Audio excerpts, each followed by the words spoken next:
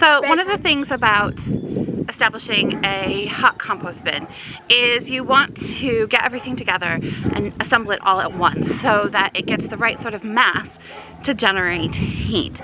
Now you can absolutely do something where you're adding it layer by layer, but then it needs a little bit more attention. Today we are going to assemble a hot box compost bin, which I've got over here, a hot compost setup, all in one, from actually what is a failed bokashi bin. Can you see it's leaking? Ugh, it smells bad. So that was our bokashi bin, and it was too big. I didn't maintain it enough. It just didn't ever work, and I kind of left it for too long. So let's get stuff assembled. So my ingredients for compost are, I need lots of carbon, which is brown material. This is wood chip. And then we'll also use cardboard. This is cardboard that we've actually left out a little bit in, you can see our quite messy cardboard pile back behind Kevin. And what that does is it helps make the tape easier to come off. And what we're gonna start doing is ripping up our cardboard into smaller pieces so it breaks down a little bit easier.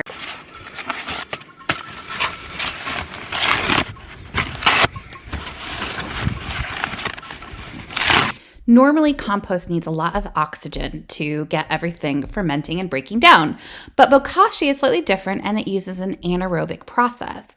But this wasn't bokashi, and so it is essentially just an anaerobic compost. What that means is that it hasn't broken down properly and it's a bit of a slimy mess. However, it has lots of green material in it because that's essentially what you use for bokashi. So we are adding that to our compost.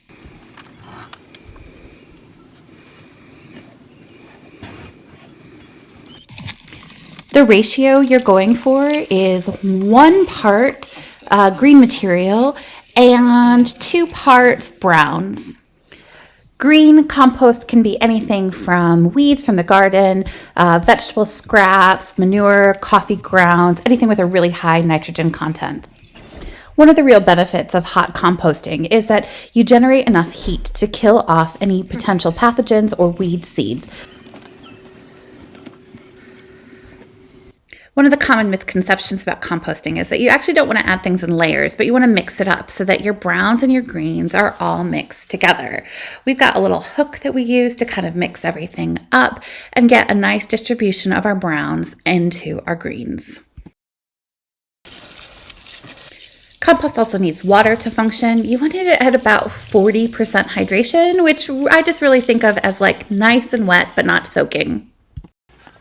Hot composting uses thermophilic cultures to get going, and those are just already present in the soil and things, and they work in high temperatures. One of the ways you can kickstart it is by burying a hot water bottle in the center of your bin.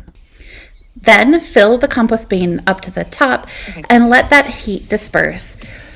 We'll cover it and we'll let it go, and it should start heating up in a day or two.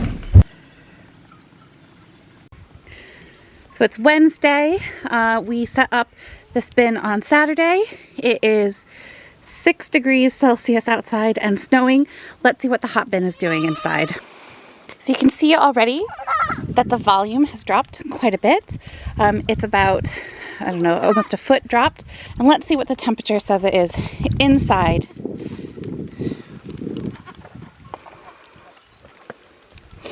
So about 31 degrees, 32, well, and climbing. So quite a bit warmer than outside, generating quite a lot of heat. You can see there's been a mass exodus, or there is a mass exodus of worms trying to get out as it heats up for them. And that's fine, they'll find their way outside. So what will I do to get it up to the magic 60 degrees Celsius? Well, I'm going to top up my compost with a little bit more of the brown and green mix. I'm going to add a little bit more water to it because it felt a bit dry. And I'm going to possibly add a little bit more bokashi just to kind of get it going. But it's well on its way. So probably by next week or so, it will be up to my ideal 60 degrees Celsius, killing all those weed seeds and composting as quickly as possible.